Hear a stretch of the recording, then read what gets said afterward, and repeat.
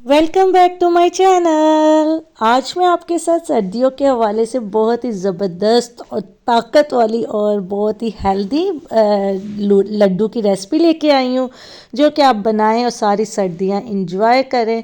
और जो सर्दियों में थोड़ा सा लेज़ीपन हो जाता है ना, वो भी ये खाने से आपका ख़त्म हो जाएगा और आप हेल्दी वेल्दी और हैप्पी रहेंगे।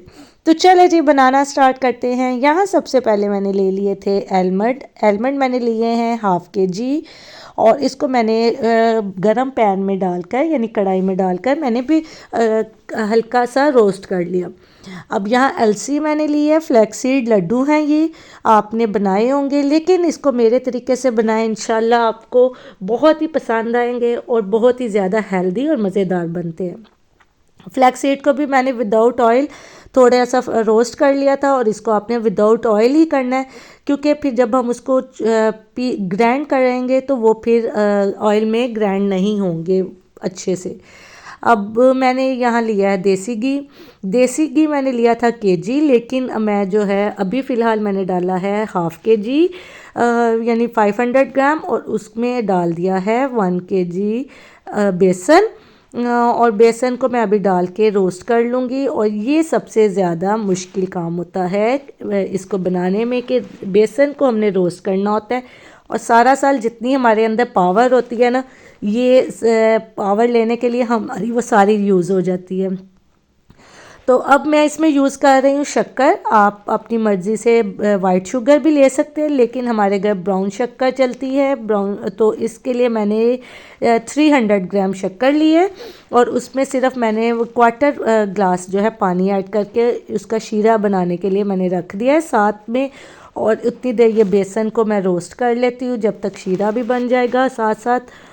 तो यहाँ बेसन जो था ना, जैसे जैसे आपको अगर थोड़ा सा ड्राई लगे ना थोड़ी थोड़ी, तो मैं इसके अंदर वक्फे वक्फे से 1 1 स्पून 2 2 स्पून जो था ऑयल डाल रही थी, जिसकी वजह से बेसन में थोड़ा सा नरमी आ गई और जैसे जैसे रोस्ट होगा उसमें थोड़ी सी सॉफ्टनेस आएगी। ये देखें कलर भी उसका काफ़ी अच्छे से ब्राउन हो गया।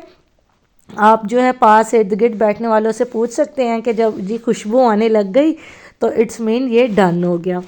और ये सब प्रोसेस आपका बेस्ट होना चाहिए। इसको 20 से 25 मिनट लगते हैं, जल्दी नहीं करनी, क्योंकि अगर बेसन आपका कच्चा होगा तो आपके लड्डू बिल्कुल भी अच्छे नहीं बनेंगे।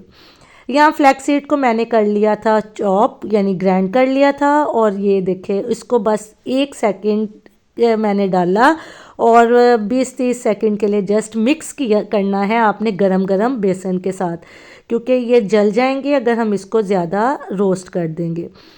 और बादाम जो मैंने चॉप किए थे वो भी मैंने इसके अंदर डाल दिए। ये खोपरा है वो डाल रही हूँ। आप मेवा जात में जो भी आप ऐड करना चाहें वो आप ऐड कर दे, काजू अखरोट बादाम जो आपका दिल करता है। लेकिन यहाँ मैंने सिर्फ बादाम और उसके अंदर थोड़े से अखरोट ग्राइंड कर लिए थे और साथ खोपरा डाल दिया।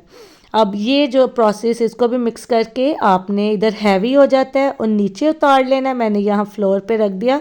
शीरा मेरा बन गया था शुगर सिरप, और ये देखे सिर्फ मैंने उसको मेल्ट किया है।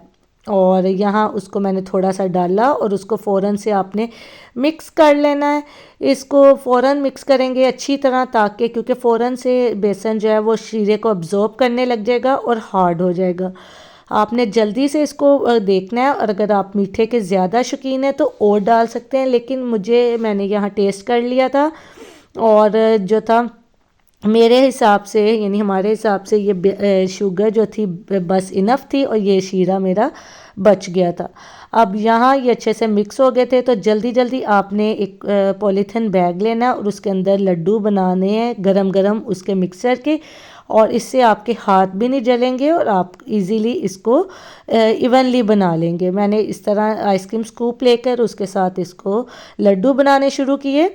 आप इसको ऐसे भी रख सकते हैं, लेकिन ज़रा हमारे घर इसको लड्डू बनाकर सेपरेटली चाय के साथ या दूध के साथ एक ले लिया जाता है और फिर सारी सर्दियां हम इसको बनाकर इंजॉय करते हैं। आपने ये कभी रेसिपी ट्राई की है? मुझे कमेंट में बताइएगा। आप सुबह अगर नाश्ते में ये ले रहे हैं तो दूध के साथ ले लें, शाम को चाय के साथ एक ले लें, तो सारी सर्दियां आपको वीकनेस नहीं होगी हड्डियों में जो है, और वो दर्द वगैरह वो भी नहीं होगी। मुझे उम्मीद है कि आपको ये रेसिपी अच्छी اچھی لگی ہوگی۔